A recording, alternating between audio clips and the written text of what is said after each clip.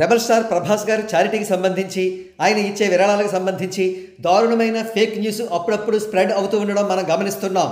తాజాగా ఆయన ఇండియన్ ఆర్మీకి బుల్లెట్ ప్రూఫ్ జాకెట్స్ కొనుక్కునే నిమిత్తం 1000 కోట్ల రూపాయల డొనేషన్ ఇచ్చినట్లుగా ప్రచారం చేశాయి కొన్ని యూట్యూబ్ ఛానల్స్. సరే, ఛానల్స్ వాళ్ళ బ్రతుకుదెరువు కోసం, సబ్స్క్రైబర్స్ కోసం, వ్యూస్ కోసం ఏదో అలా కకృతి పడ్డాయి అనుకోవచ్చు. కానీ మెయిన్ స్ట్రీమ్ ఛానల్ 99 టీవీ వాళ్ళు పెట్టిన దిక్కుమాలిన థంబ్నెయిల్ చూడండి. ప్రభాస్ గారు 100 కోట్లతో ఆర్మీకి బుల్లెట్ ప్రూఫ్ జాకెట్స్ ఇచ్చారట. అసలు నిస్సిగ్గుగా ఇలాంటి ఫేక్ ప్రచారం చేయడానికి వీళ్లకు మనసు ఎలా ఒప్పుతుంది? 99 టీవీ వాడు అక్కడితో ఆగిపోతే బాగానే ఉండేది. కానీ చెయ్యని విరాళానికి ప్రభాస్ గారిని ఆకాశానికి ఎత్తేసి మిగతా హీరోలను కించపరుస్తూ మాట్లాడాడు. ఇక నుంచైనా mainstream media houses and YouTube channels fact check చేసుకోకుండా ఇలాంటి ఫేక్ ప్రచారాలను చేస్తే గనక వారికి బుద్ధి చెప్పే జెన్యూన్ మీడియా హౌసెస్ కూడా ఉంటాయని వాళ్ళు గుర్తుంచుకోవాలి.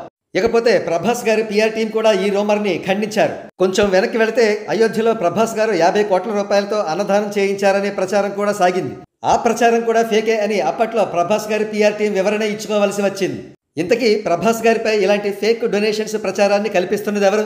ఇంకెవరు? ఆంధ్రప్రదేశ్ డిప్యూటీ సీఎం పవన్ కళ్యాణ్ గారి దెబ్బకు షెట్టికెళ్ళిపోయిన జగన్ రెడ్డి గారు.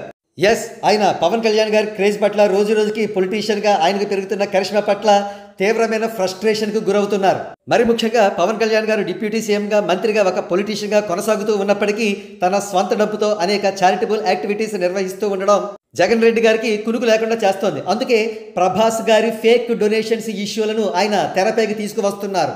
అయితే జగన్ రెడ్డి గారి పాలిట దురదృష్టకరమైన విషయం ఏమిటంటే ఇలాంటి ఫ్యూటైల్ స్ట్రాటజీలను ఈనాడు ప్రజలు విశ్వసించే స్థితిలో లేరు.